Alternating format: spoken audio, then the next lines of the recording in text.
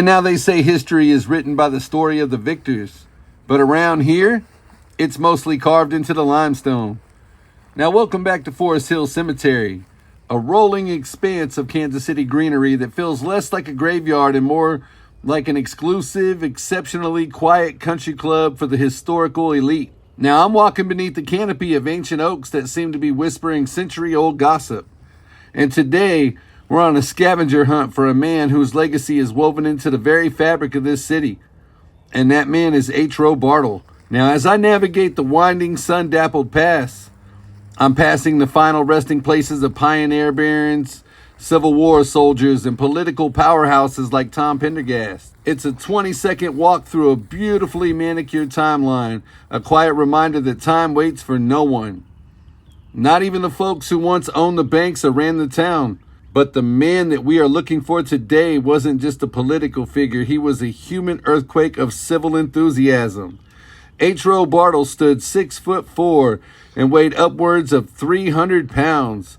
A literal giant who treated public service like a full contact sport. If you're from Kansas City, you know all about Bartle. Now, reporting on Bartle's career reads like a masterclass in relentless momentum.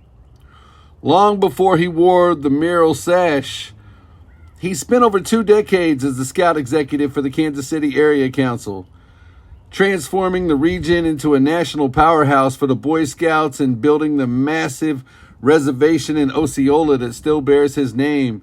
And as a kid, I had been to that scout camp. I was in scouts, and I ended up becoming a brave in the tribe of Mickasay. So I know all about this, and this was awesome and a part of my childhood for sure. He was an investor too, a university president, a man who routinely delivered up to 700 speeches a year. Can you imagine that? Using a booming baritone voice that could reportedly rattle window panes. That's what they said about him. And as we are standing before his final resting place, let's take a look at the text etched into the stone, a stark, humble contrast to the roaring energy of the man it honors. As mayor from 1955 to 1963, Bartle modernized the city's tax structure and aggressively expanded its borders by nearly 290 square miles.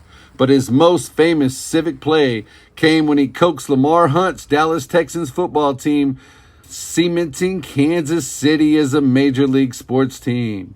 They renamed the franchise the Chiefs, not only as a tribal leader, but as a direct nod to Bartle's own lifelong scouting name. Standing here in the quiet shade, you realize the man may be gone, but the energy he pumped into the city still pulses through the stadium lights and the downtown skyline. But this your boy Mack Malone, the KC journalist, signing out from Forest Hill and the grave of Roe Bartle. Peace.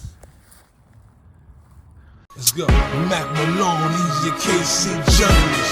True. Mack Malone, he's your KC journalist. Mack Malone, he's your KC journalist. And you know, get the best from that KC journalist. Let's go.